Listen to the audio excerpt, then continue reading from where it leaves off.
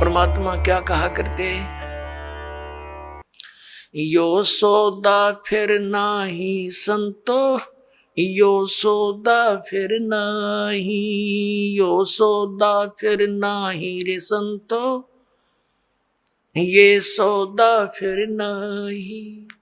लोहे जैसा ताव जात है, लोहे जैसा ताव जात है, ये काया दे सराही रे संतो, यो सौदा फिर नाही, ये सौदा फिर नाही संतो, यो सौदा फिर नाही। ये मनुष्य जीवन का मिलना बार बार नहीं होता।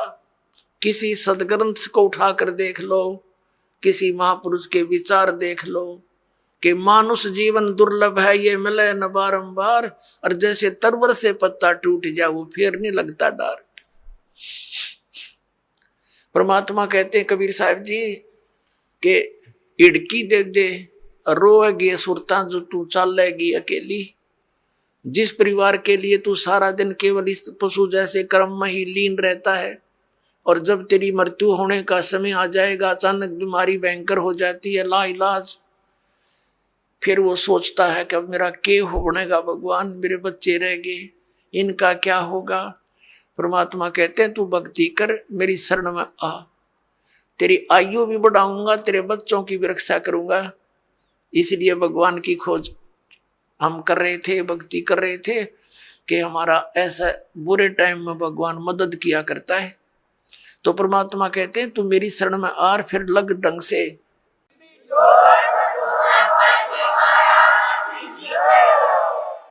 मानुष जन्म दुर्लभ है, ये मिले न बारंबार। कहते हिड़की दे दे रोएगी सुरता, आत्मा को कह रहे हैं जब तू चल लेगी अकेली।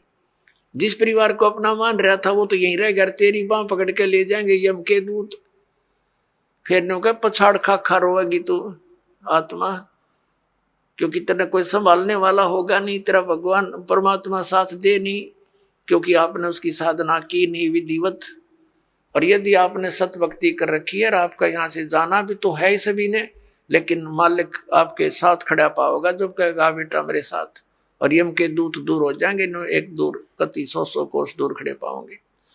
तो हमने उस दिन की भी अब थोड़ी सी चिंता करनी चाहिए जब संसार छोड़कर चलेंगे। इंसान घर से चलता है और जाने से पहले वो रात के सटे की चिंता पहले करता है कि कहाँ रुकूंगा, कोई धर्मशाला का या कोई रिश्तेदारी का कनेक्शन खोज करता है।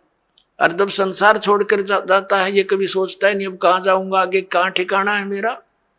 कबीर परमेश्वर जी ने आके बताया है, आदरणीय गरीबदास साहिब जी को मिले, उनको सचखंड लेकर गए, वापस छोड़े, फिर उनकी महिमा को गरीबदास साहिब जी ने उन्हीं द्वारा दिए गए ज्ञान को इस प्रकार बताया है।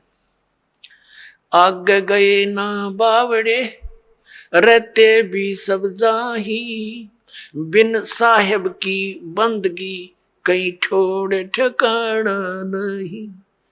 जो पहले चले गए हमारे पुरुष वो तो बताने आए नहीं हमारी गिल के बुंडी बनी या अच्छी बनी, और शेष बच्चे ये भी सब जाएंगे, और बिन साहेब की बंदगी यानी परमात्मा की भक्ति बिना कहीं ठोड़ ठिकाना ना। अब परमात्मा कौन है? गीता जी अध्याय नंबर 15 के श्लोक नंबर 16 और 17 में 3 पुरुष बताए, सरपुरुष और अक्षर पुरुष। सरपुरुष ये ब्रह्म है, अक्षर पुरुष ये पर ब्रह्म कहलाता है। सरपुरुष केवल 21 ब्रह्मांड का स्वामी है, ये ब्रह्म है, और अक्षर पुरुष 7 संख ब्रह्मांड का मालिक है। गीता जी अध्याय नंबर 15 के श्लोक नंबर 17 में कहा कि उत्तम पुरुष है तू अन्य परमात्मा इति उदाहरते है। वो इन दोनों से श्रेष्ठ परमात्मा वास्तविक भगवान तो कोई और है जिसको परमात्मा कहते हैं, और वही तीनों लोकों में प्रवेश करके सबका धारण पोषण करता है। अब परमात्मा की भक्ति बिना, अब हमारा परमात्मा हमारा साहिब कौन है? कबीर साहिब है, वो परम अक्षर ब्रह्म है, उसका कभी विनाश नहीं होता। उसकी साधना करने वाले प्राणी फिर लौटकर कभी संसार में जन्म मृत्यु में नहीं आते। गीता जी अध्याय नंबर 18 के श्लोक नंबर 62 और गीता जी अध्याय नंबर 15 के श्लोक नंबर 4 में ये कंसेप्ट क्लियर है। गीता ज्ञानदाता कहता है कि उस परमेश्वर की शरण में जाओ, उसकी कृपा से तो परम शांति को, सनातन परम धाम को प्राप्त होगा। और जहां जाने के बाद साधक फिर कभी लौट कर वापस संसार में नहीं आते, उस परमात्मा की भक्ति करो। वो गीता ज्ञानदाता से दूसरा है, अन्य है। अब क्या बताते हैं कि बिन साहेब की बंदगी कहीं ठोर ठिकाना ना।